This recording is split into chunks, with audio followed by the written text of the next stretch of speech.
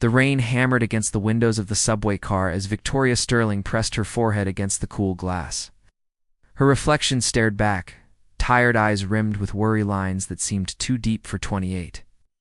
In her worn leather bag sat a crumpled job placement letter from the temp agency, the address of Cross Dynamics circled in red ink. She had exactly $43 in her checking account, and a sister whose medical bills grew larger each month. Victoria had never imagined she would be riding the morning rush to a corporate tower in Manhattan. 6 months ago, she had been preparing for her first solo art exhibition, her paintings finally gaining recognition in small galleries across Brooklyn. Then Nina collapsed during her sophomore year at college. The diagnosis came swift and merciless: a rare autoimmune condition requiring expensive treatments and specialists. The exhibition money went to doctors. The gallery connections faded as Victoria missed meetings and deadlines. Now she stood before the gleaming facade of Cross Dynamics, a tech empire built by a man whose name appeared on business magazine covers with uncomfortable frequency. Gabriel Cross, 35 years old, worth more than most small countries. It's notorious for running his company with the emotional warmth of a computer algorithm. The building stretched 47 floors into the gray morning sky, each window reflecting the city like 1,000 watching eyes. The lobby overwhelmed her senses with polished marble, cascading water features, and the quiet efficiency of people who belonged in this world. Victoria smoothed her only professional dress, a navy blue piece she had bought for job interviews 2 years ago, and approached the security desk. Her temporary badge felt foreign, clipped to her collar as she rode the elevator to the 32nd floor, where the executive administrative offices hummed with controlled energy. Her assigned workspace sat in a corner near the floor-to-ceiling windows, offering a view of Central Park that would have inspired dozens of paintings in her former life. The desk was pristine, equipped with a computer system more advanced than anything she had ever used, and a stack of orientation materials that explained the complex hierarchy of Cross Dynamics. She spent her first morning learning names, phone extensions, and the unwritten rules that governed this corporate ecosystem. Gabriel Cross remained invisible during her initial days. His presence felt only through the ripple effects of his decisions. Meetings were rescheduled at his request.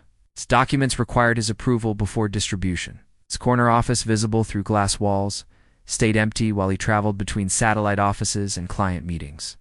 The staff spoke of him in measured tones, professionally respectful, but personally distant. Victoria found her rhythm managing correspondence, organizing files, and coordinating schedules for the executive team. Her artistic eye helped her redesign presentation layouts, making complex data more visually appealing. Her natural warmth drew conversations from colleagues who seemed surprised to encounter genuine friendliness in these sterile hallways. For the first time in months, she felt competent and useful. The collision came on her 6th day, during a mandatory staff meeting about new productivity policies. The conference room filled with employees from various departments, their faces carefully neutral as Rebecca Martinez, the head of PR, outlined changes to break schedules, overtime compensation, and performance monitoring. Victoria listened with growing discomfort as the policies grew increasingly restrictive, treating employees like potential problems rather than trusted contributors. When Rebecca opened the floor for questions, silence stretched through the room, like a held breath.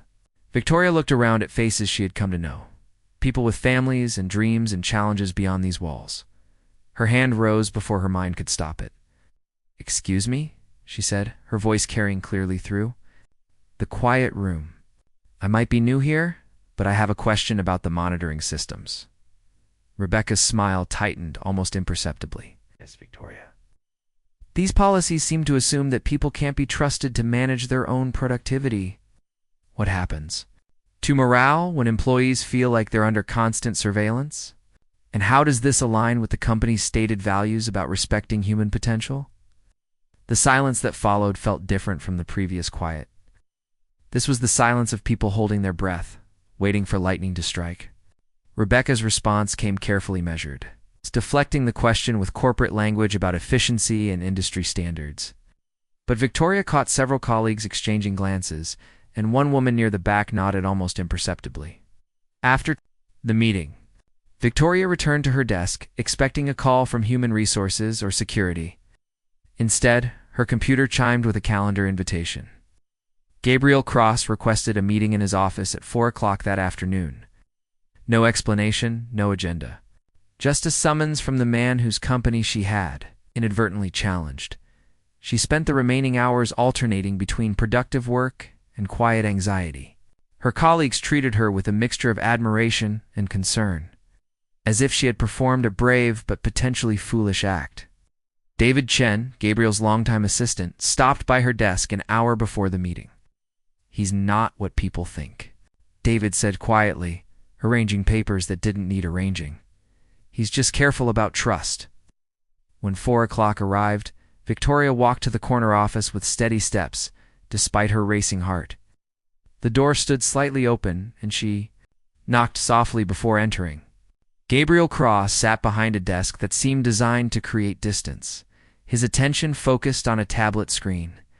He wore a charcoal gray suit that fit him perfectly, his dark hair styled but not overly managed, his expression unreadable. "Victoria."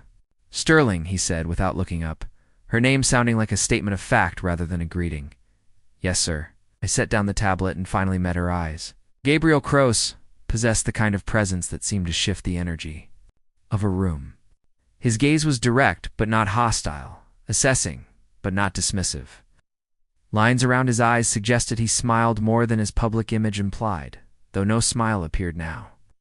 "You made an impression today," he said. "I didn't mean to cause any problems." "You didn't cause problems. You identified them." He stood and moved to the window, his hands clasped behind his back. Most people in that room have worked here for years. They understand the policies affect their daily lives, yet none of them spoke up. Victoria remained standing near his desk, uncertain whether this conversation was leading toward praise or termination. Maybe they were afraid. Of what? Of being seen as troublemakers, of losing their jobs, being labeled as negative or difficult to work with. Gabriel turned back to face her, something shifting in his expression. "And you weren't afraid of those things?" She considered the question honestly. "I was, but I was more afraid of staying silent when I saw something that felt wrong." For several moments, he studied her without speaking. Victoria felt exposed under his scrutiny, but refused to look away. Something important was happening in this conversation, though she couldn't yet understand what. "I've read your file," he said finally. "Art degree from NYU. You ran a small design business. You have no corporate experience. That's correct." "Why? Are you here?" The question felt like a test, but Victoria decided honesty was her only viable strategy. "My sister needs medical treatment we can't afford. I need stable income with benefits." The temp agency said this position might become permanent for the right person. Gabriel nodded slowly. "And what makes you think you're the right person?" "I'm not sure I am," she admitted. "But I work hard. I care about people, and I'm not afraid to tell you when something doesn't make sense. Whether those qualities make me right for this job depends on what kind of company you want to run." The silence that followed lasted long, enough for Victoria to wonder if she had just talked herself out of employment. Then Gabriel returned to his desk and opened a drawer, removing a thin folder. "These are the original productivity policies," he said, sliding the folder across to her. "They were developed by an external consulting firm based on industry standards and efficiency metrics. I approved them because they looked logical on paper." Victoria opened the folder and scanned the documents, recognizing the harsh policies. "From that morning's meeting, I want you to revise them," Gabriel continued. "Make them human. Keep the productivity goals, but find ways to achieve them that don't treat our employees like potential criminals." "You have 1 week," she looked up, startled. "I'm not qualified to write company policy." "You're qualified to recognize when policy doesn't serve people. That's more valuable than most qualifications." He paused, his expression softening slightly. "The job comes with a 30% salary increase and full benefits starting immediately. Your sister's medical expenses will be covered under our family health plan." Victoria's breath caught. "I don't understand." "I need someone on my team who sees what I miss," Gabriel said simply. Someone who speaks for the people who are afraid to speak for themselves. Someone who cares more about doing right than looking right. She stared at the folder in her hands, feeling the weight of opportunity and responsibility settling on her shoulders. Why me? Gabriel Cross allowed himself a small smile, the first she had seen from him, because when you had something important to say, you said it. Even when it was risky. Even when it was difficult. That's the kind of person I want working beside me. As Victoria left his office with the folder and a new job title, she couldn't shake the feeling that her life had just changed in ways she couldn't yet comprehend. Gabriel Cross was not the cold machine his reputation suggested. Behind the controlled exterior, she'd glimpsed someone who understood the courage required to speak truth to power. What she couldn't know was that Gabriel Cross was thinking the exact same thing about her. The morning sunlight streamed through Gabriel's office windows. As Victoria knocked on the doorframe, holding a revised policy document that had consumed her entire weekend. She had spent countless hours at her kitchen table, surrounded by legal pads and empty coffee cups, trying to balance productivity requirements with human dignity. Her sister Nina had teased her about the intensity of her focus, but Victoria knew this document represented more than just policy changes. It was her chance to prove she belonged in this world. "Come in," Gabriel called without looking up from his computer screen. Dark circles under his eyes suggested he had spent his own weekend working, though she couldn't imagine what kept a billionaire CEO busy during supposedly restful hours. Victoria placed the folder on his desk and stepped back, suddenly nervous about her work. "I've finished the policy revisions. Hope they meet your expectations." Gabriel opened the folder and began reading immediately, his expression focused and unreadable. Doria watched his eyes move across the pages, occasionally pausing at specific sections. The silence stretched long enough that she began mentally preparing for criticism or rejection. "Flexible core hours with productivity benchmarks instead of rigid schedules," he read aloud. "Peer recognition programs tied to bonus structures. Mental health days included in standard sick leave." He looked up at her with something that might have been surprise. "These aren't just revisions. This is a complete reimagining of how we treat our workforce." "Is that problematic?" Victoria asked, her confidence wavering. "It's brilliant," Gabriel said simply. "How did you develop these ideas so quickly?" Victoria settled into the chair across from his desk, feeling more comfortable now that the conversation had turned positive. "I talk to people. During lunch, breaks in the elevator, while getting coffee. I asked what would make their work life better without compromising their productivity. Most of the ideas came from them." Gabriel leaned back in his chair, studying her with renewed interest. "Surveyed our employees, formally. I listened to their concerns and frustrations, then researched companies with similar challenges who found creative solutions. The peer recognition program is based on a system used by a tech startup in Portland. The flexible hours policy comes from a consulting firm in Chicago that saw a 20% productivity increase after implementation." "You did all this research in 3 days?" Victoria nodded, then hesitated before adding, "I also called my sister's college professor.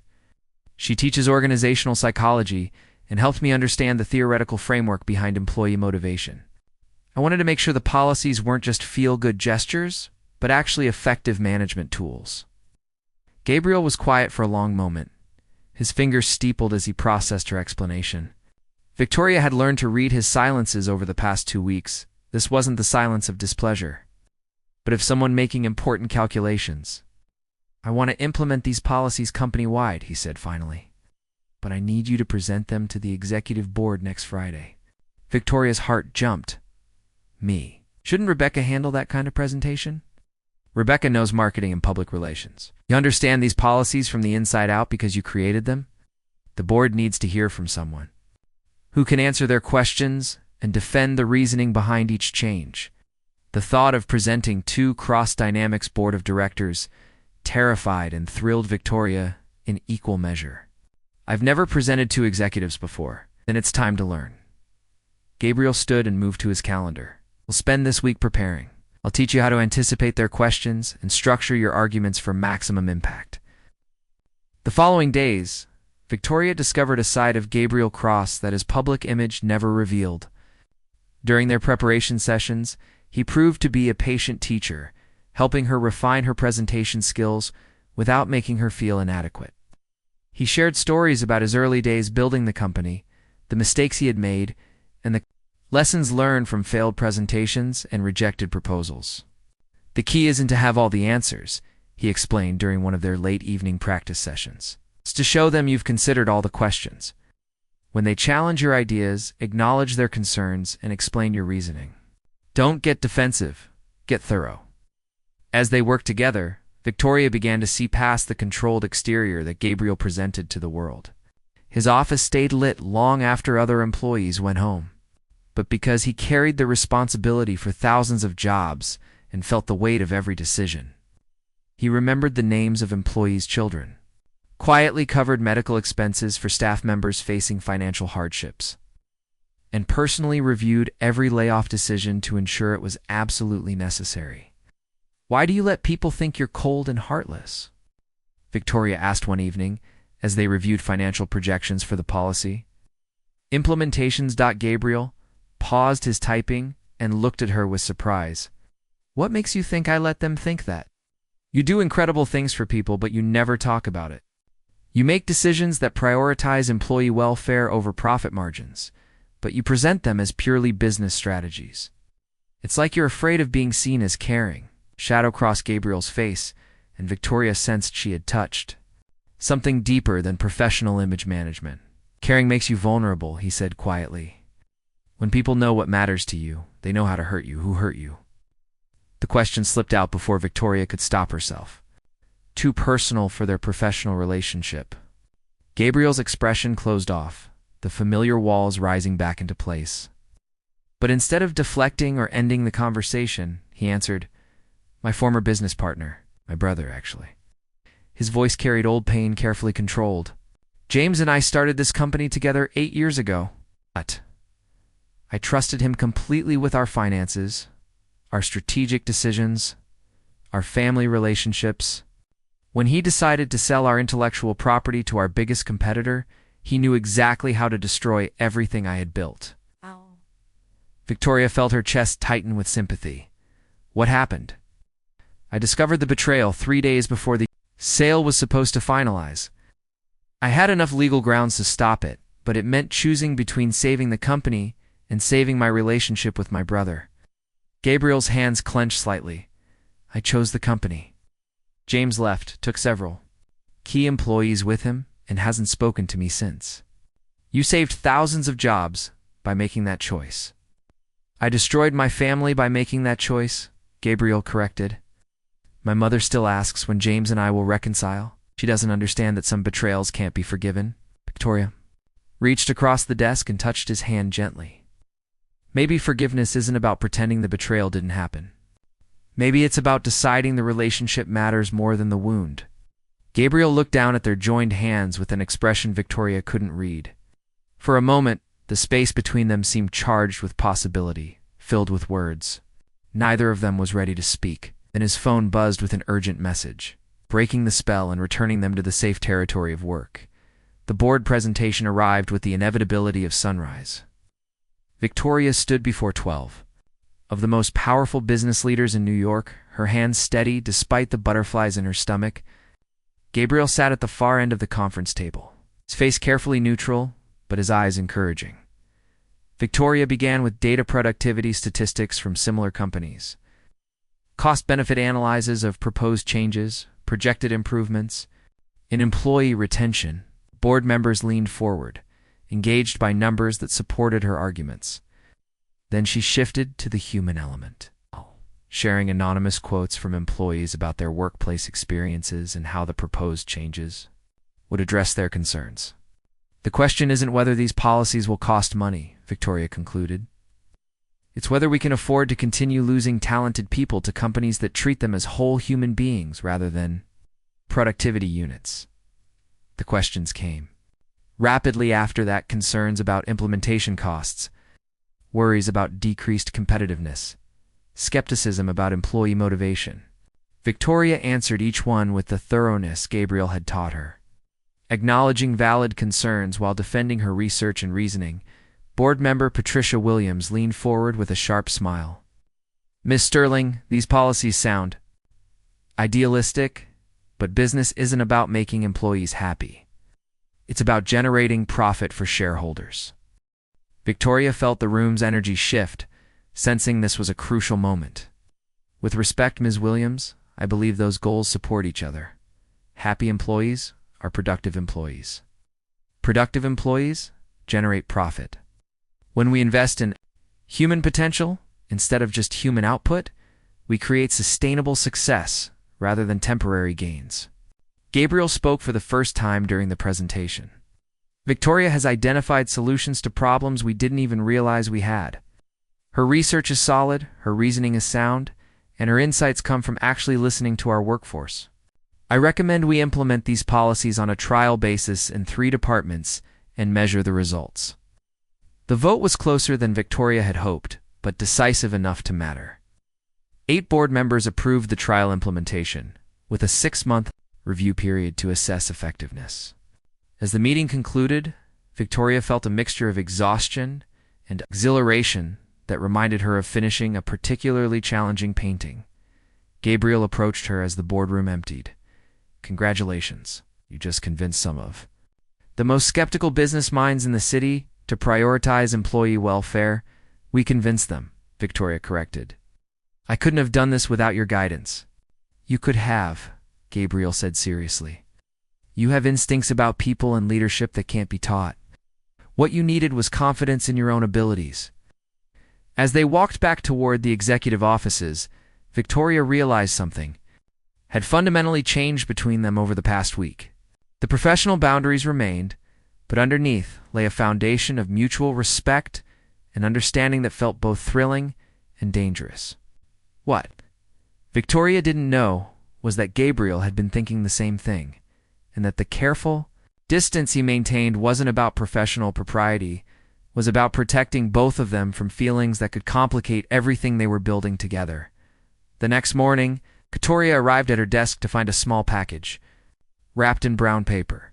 Inside was a set of expensive art supplies, professional-grade paints, brushes, and a sketch pad with a note written in Gabriel's precise handwriting. But when you need to create something beautiful outside of policy documents. Victoria held the note against her chest, her heart racing with the realization that Gabriel Cross saw her not just as an employee or a useful strategist, but as a complete person with dreams and talents beyond the corporate world. She was falling in love with him. She suspected he might be falling in love with her too. 3 months into the policy trial, Victoria's changes had transformed Cross dynamics in ways that surprised even the most optimistic projections. Employee satisfaction scores reached all-time highs. Productivity increased by 18%, and the company's reputation as an employer had improved dramatically. Victoria found herself invited to industry conferences, quoted in business publications, and courted by executive recruiters who couldn't believe someone with her impact was still working as an assistant. But success came with complications she hadn't anticipated. The closer she grew to Gabriel, the more she noticed the subtle ways their relationship had evolved beyond professional boundaries. Their late-night strategy sessions often stretched into conversations about art, family, and dreams. Gabriel had started keeping coffee in his office that he knew she preferred. Victoria found herself choosing outfits that she thought he might notice. The tension between them had become a living thing, present in every shared glance and accidental touch. A Thursday evening in early December, Victoria was working alone in her office when Gabriel appeared in her doorway. Snow fell steadily outside her window, transforming Manhattan into something softer and more magical than its usual harsh edges. "Still here?" he asked, though he obviously knew the answer since his own office light had been on for hours. "Finishing the quarterly report on the policy implementations," Victoria replied, gesturing to the spreadsheets covering her desk. "The board is going to be very happy with these numbers." Gabriel entered her office and settled into the chair across from her desk, a breach of his usual formal boundaries. "You've exceeded every projection we made. The company is better because you're here." Something in his tone made Victoria look up from her computer. Gabriel's expression held an intensity she hadn't seen before, vulnerable and determined at the same time. "Gabriel," she began, but he held up a hand to stop her. "Let me say this before I lose my nerve." He took a breath that seemed to require effort. "I know this complicates everything. I know there are professional boundaries and power dynamics and a dozen reasons why this is probably a mistake. But I can't pretend anymore that what I feel for you is purely professional." Victoria's heart hammered against her ribs. "What are you saying?" "I'm saying that somewhere between your first board presentation and right now, I fell in love with you." The words came out steady and sure, as if he had practiced them. "I'm saying that when I imagine the future of this company, of my life, I can't picture it without you in it." The office fell silent, except for the soft whisper of snow against the windows. Victoria stared at Gabriel, seeing past the CEO to the man who had shared his coffee and his fears, who had taught her to trust her own instincts, who had looked at her art supplies note like it was the most important document he had ever written. "I love you too," she whispered, the admission feeling both terrifying and inevitable. Gabriel's carefully controlled expression cracked, revealing relief and joy and something deeper. He stood and moved around her desk, taking her hands in his as she rose to meet him. For a moment they stood close enough to feel each other's breath, the space between them charged with months of unspoken feelings. When Gabriel kissed her, it was with the same intensity he brought to everything else: complete, focused, transformative. Victoria felt herself melting into him, her hands finding the soft hair at the nape of his neck, her heart racing with the reality that this brilliant, complicated man loved her back.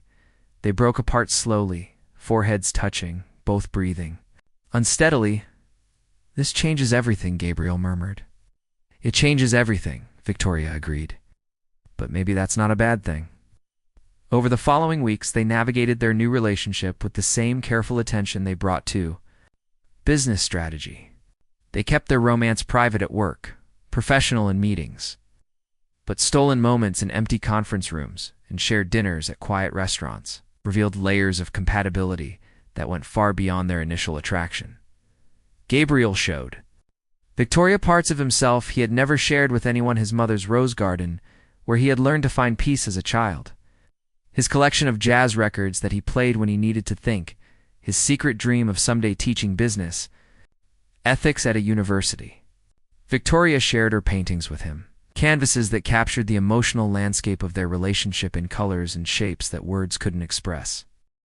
They talked about the future with increasing confidence.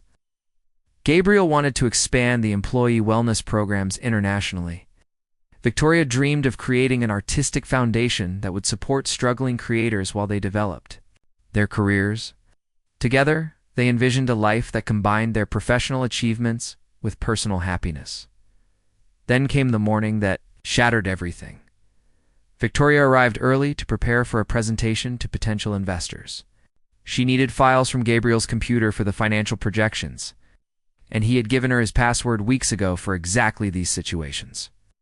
As she scrolled through his documents, she accidentally opened a folder marked Personal Projects.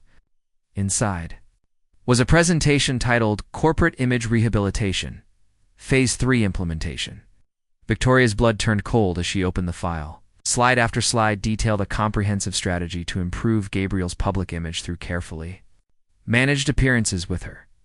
Their relationship there? Suppose love was outlined as a key component of his transformation from ruthless CEO to caring leader.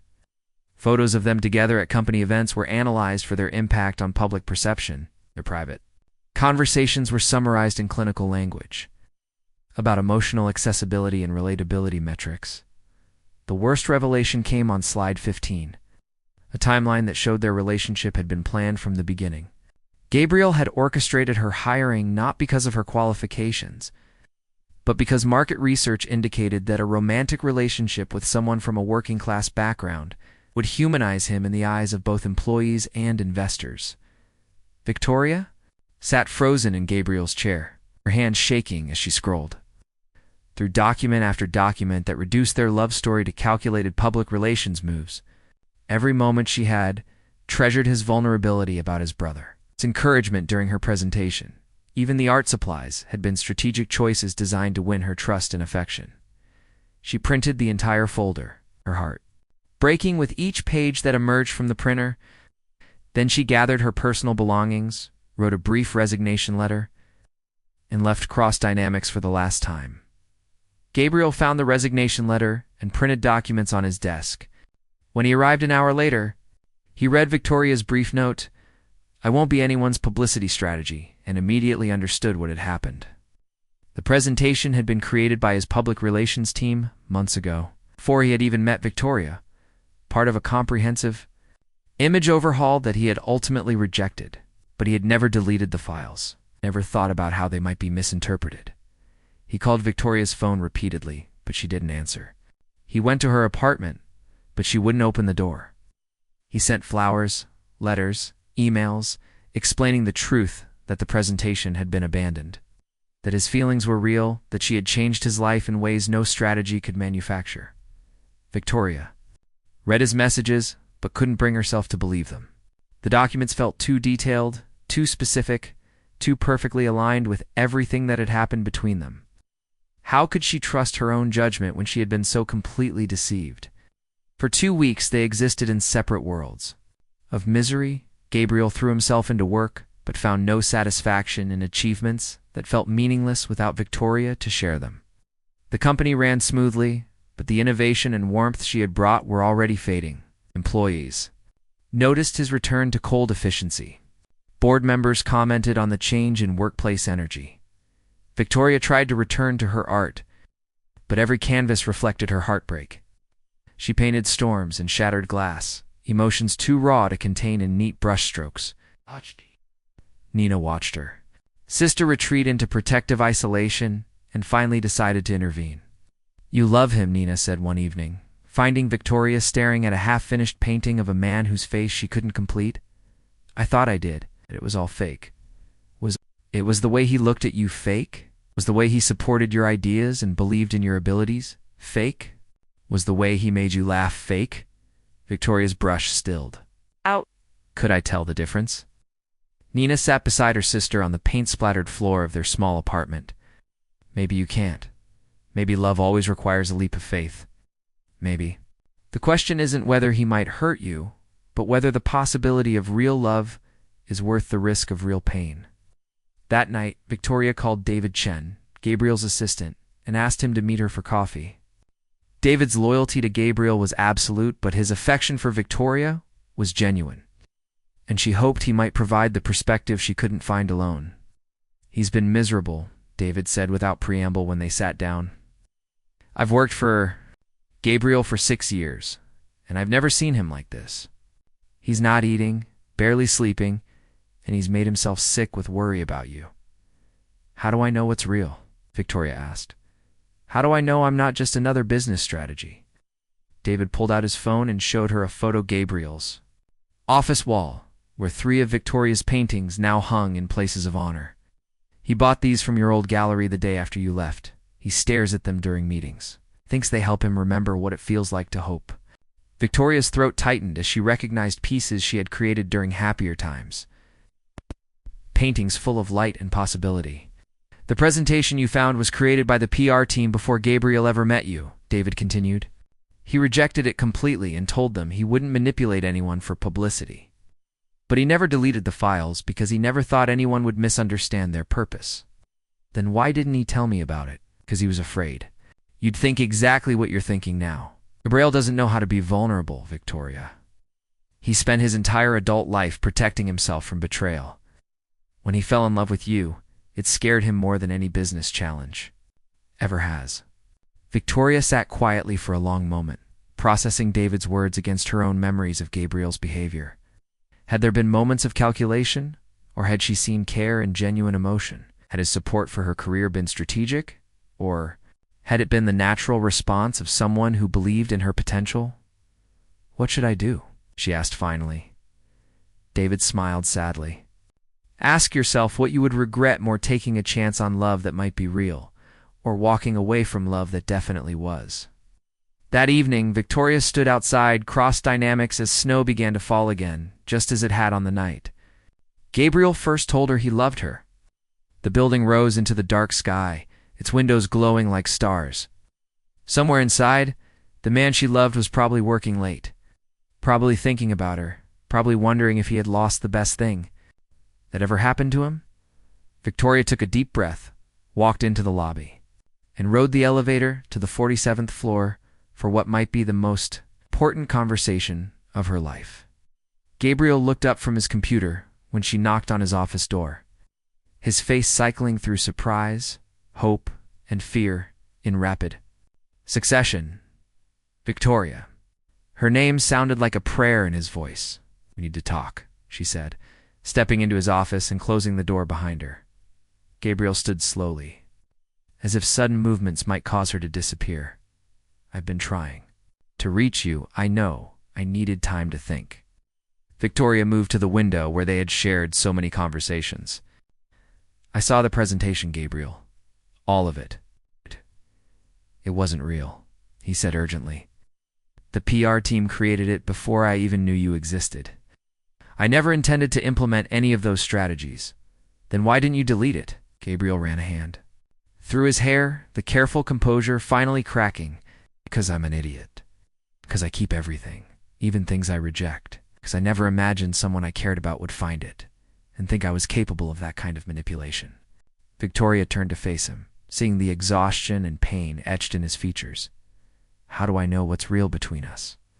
Gabriel crossed the room slowly, stopping just close enough that she could see the sincerity in his eyes.